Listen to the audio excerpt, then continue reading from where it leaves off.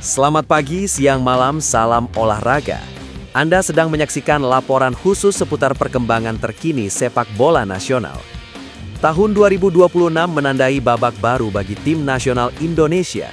Di bawah kepemimpinan juru taktik anyar asal Inggris, John Herdman, skuad Garuda kini tengah bersiap menghadapi ujian krusial dalam turnamen bergengsi tingkat Asia Tenggara, ASEAN Championship 2026.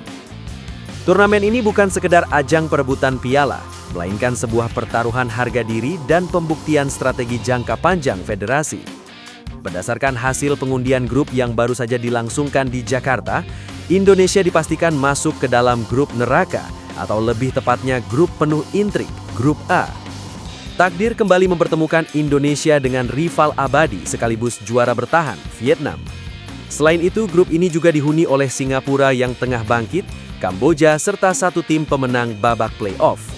Sorotan utama tentu tertuju pada pertemuan klasik melawan Vietnam.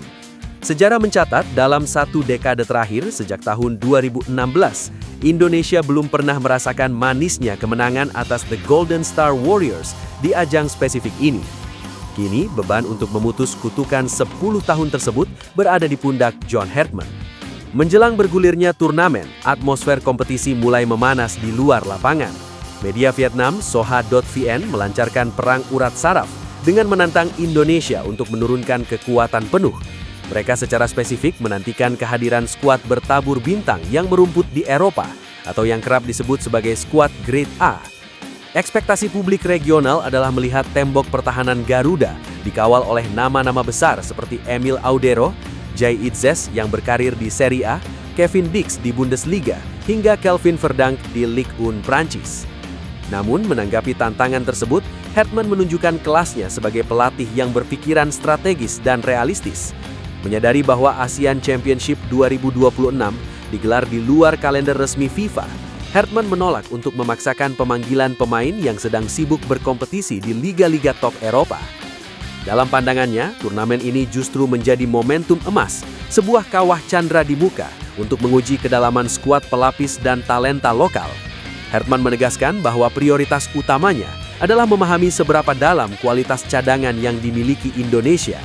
Ia ingin memberikan panggung kepada para pemain yang selama ini minim menit bermain pada jeda internasional sebelumnya. Bagi Herdman, tim yang akan keluar sebagai juara bukanlah tim dengan nama paling mentereng semata, melainkan tim yang paling solid, berkorban, dan mampu memaksimalkan potensi lokalnya di tengah keterbatasan. Selain strategi teknis, aspek mentalitas menjadi sorotan tajam. Bermain untuk Indonesia dengan basis penggemar yang luar biasa besar menghadirkan tantangan psikologis tersendiri. Hal ini diungkapkan secara jujur oleh bek muda andalan timnas, Justin Hubner. Dalam sebuah wawancara mendalam, Justin Hubner yang kini berusia 22 tahun membuka tabir mengenai perbedaan drastis atmosfer sepak bola di Eropa dan Indonesia. Hubner membandingkan tekanan yang ia rasakan saat merumput di Belanda dengan saat mengenakan jersey merah putih.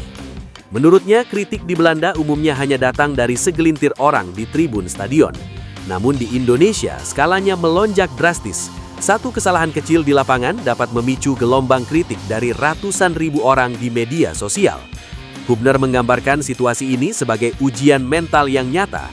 Tanpa mental baja, karier seorang pemain di timnas Indonesia bisa layu sebelum berkembang. Lantas, bagaimana cara Hubner bertahan di tengah sorotan miliaran mata? Kuncinya adalah fokus mutlak. Ia memilih menutup telinga dari kebisingan eksternal dan hanya mendengarkan instruksi pelatih serta dukungan dari lingkaran terdekatnya seperti keluarga dan manajemen.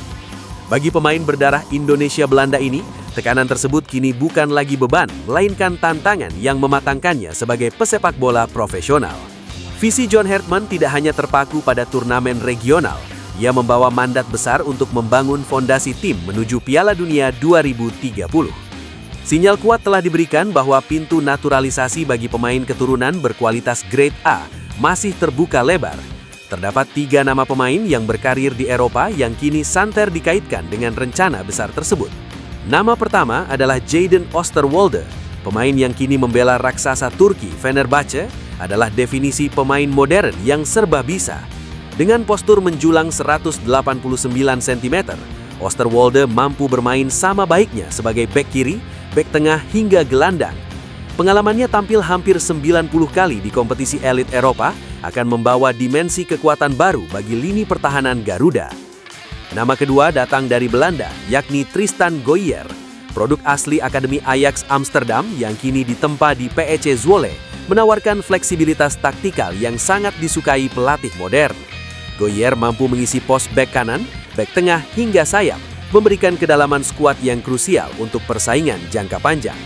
Dan nama ketiga yang paling mencuri perhatian adalah Jensen Selb, bek tengah yang saat ini dipinjamkan ke VfL Wolfsburg dari Sunderland. Ini memiliki tinggi badan hampir 2 meter, tepatnya 195 cm. Kehadirannya diproyeksikan menjadi menara pertahanan Indonesia, solusi mutlak untuk memenangkan duel-duel udara di kancah Asia maupun dunia. Sebagai penutup, optimisme tinggi terpancar di wajah John Hartman. Meski menyadari fakta bahwa Indonesia telah 6 kali masuk final, namun belum pernah sekalipun mengangkat trofi juara, Hartman justru melihat status tanpa trofi ini sebagai sebuah keistimewaan. Baginya, ketiadaan gelar berarti ketiadaan beban untuk mempertahankan sesuatu. Timnas Indonesia dapat bermain lepas dengan satu tujuan mulia, mengukir sejarah baru. Hartman berambisi menjadi pelatih pertama yang mempersembahkan trofi bergengsi tersebut bagi Ibu Pertiwi. Kini, bola ada di kaki para pemain dan dukungan ada di tangan kita semua. Apakah strategi mengandalkan talenta lokal di ASEAN Championship 2026 akan berbuah manis? Ataukah kita harus menunggu lebih lama untuk melihat kejayaan itu? Yang pasti, era baru di bawah John Hartman menjanjikan sebuah proses yang menarik untuk kita kawal bersama. Teruslah dukung perjuangan Garuda. Selamat siang dan salam olahraga.